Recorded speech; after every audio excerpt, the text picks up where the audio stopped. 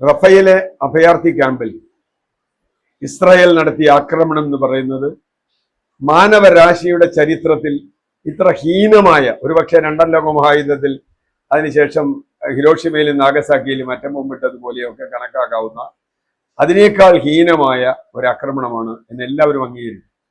അത് അംഗീകരിച്ച് കഴിഞ്ഞിരിക്കുന്നു ലോകത്തിലെ മിക്കവാറും എല്ലാ രാജ്യങ്ങളും.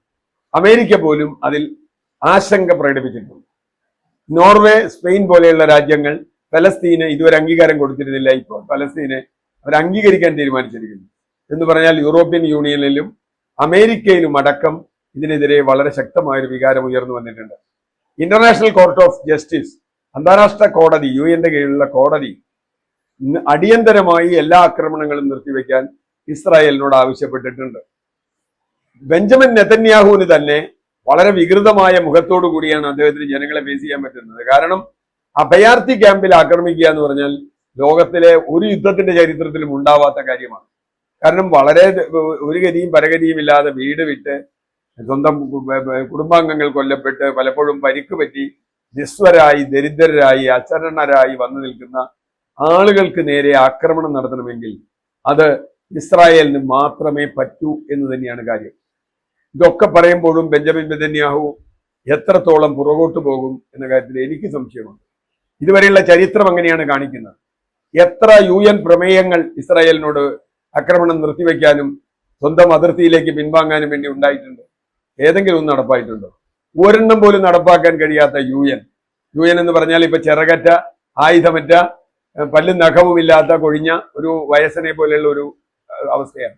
അതുകൊണ്ട് UN ഒരു അധികാരം ഉണ്ടാവില്ല. അങ്ങനെ വരുമ്പോൾ ഏറ്റവും നിർണായകമാവുക അമേരിക്ക തന്നെയാണ്. ഈ വർഷം അമേരിക്കയിൽ തെരഞ്ഞെടുപ്പ് നടക്കുകയാണ്. അതുകൂടി വളരെ പ്രധാനമാണ്. അമേരിക്കൻ തെരഞ്ഞെടുപ്പിൽ ഇതെങ്ങനെ വിഷയമാകും? ഇതിൽ അമേരിക്ക നിർണായകമായ നിലപാടെടുത്ത് ഇസ്രായേലിനെ ശക്തമായി പിന്തിരിപ്പിക്കാൻ ശ്രമിച്ചില്ല എങ്കിൽ അത് അമേരിക്കയിൽ വലിയ പ്രത്യാഘാതം ഉണ്ടാക്കും. കാരണം അവിടെ ഈ ഇസ്രായേൽ ഫലസ്തീനെ മുഴുവൻ കീഴടക്കണം, അങ്ങനെ ഒരു രാജ്യമേ വേണ്ട എന്ന് പറയുന്ന ട്രംപാണ് ബൈഡന്റെ എതിർ സ്ഥാനാർത്ഥിയെങ്കിൽ എങ്ങനെയായിരിക്കും ബൈഡൻ ഈ തെരഞ്ഞെടുപ്പിനെ നേരിടുക? കാരണം അൾട്രാ നാഷണലിസം എന്നൊക്കെ പറയുന്ന പോലെയുള്ള അതിദേശീയതയുടെ ആളുകളാണ് ട്രംപിനെ പോലെയുള്ള ആളുകൾ, നമ്മുടെ പ്രധാനമന്ത്രിയെ പോലെയുള്ള ആളുകൾ.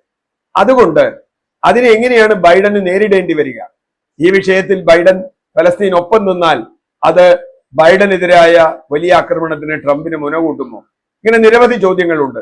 അമേരിക്കൻ രാഷ്ട്രീയവും യൂറോപ്യൻ രാഷ്ട്രീയവും അതിന്റെ ഇന്ത്യൻ രാഷ്ട്രീയവും നമുക്ക് കാണാൻ കഴിയും. ഇന്ത്യ ഭരിക്കുന്ന ഗവൺമെന്റ് ഫലസ്തീന്റെ കൂടെയാണ് ഞങ്ങൾ എന്നാണ് എല്ലാ കാലത്തും പറഞ്ഞിരുന്നത്.